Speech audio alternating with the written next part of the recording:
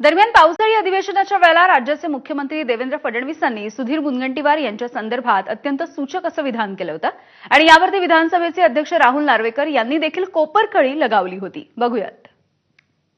मुख्यमंत्री महोदय, चंद्रपूर गडचिरोलीच्या जनतेने कर्मचाऱ्यांनी सुद्धा आतापर्यंत नक्षलवाद कमी करण्यासाठी कष्ट केले। आपण एक जीआर काढून टाकू, तो भत्ताच बंद करून टाकूया। मोठं मन करा, नेताही मोठा असला पाहिजे आणि मनही तेवढं विशाल असलं पाहिजे। आणि मला विश्वास आहे की ही संधी मी तुम्हाला देतोय। या निमित्ताने तुम्ही मला कुठेही संधी देऊ नका, पण मी तो भत्ता सुरू करण्याची संधी देतोय। तुम्ही मात्र भत्ता सुरू करावा एवढी विनंती।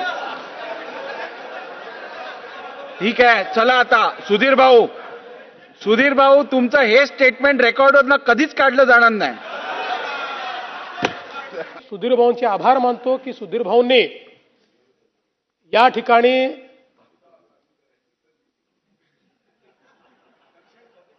नाही, ते मी सुधीर भाऊंचं ऐकणार नाही, म्हणजे भत्ता वगैरे चालू करण्याचं ऐकणार नाही असं मी म्हणत नाही, पण ते जे म्हणतात की मला काहीच बनवू नका पण भत्ता द्या,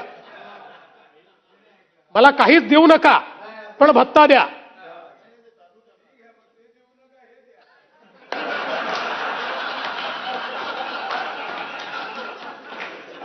हे जरी सभागृहाच्या पटलावरनं काढलं जाणार नाही असं अध्यक्षांनी सांगितलं असलं तरी आमच्या मानस पटलावर सुधीर भाऊंचं जी काही जागा आहे ती फार वरची आहे।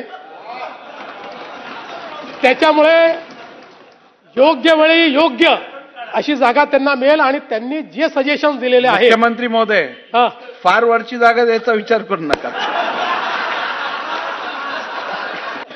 अध्यक्षांच्या जागेला कुठलाही धोका नाही।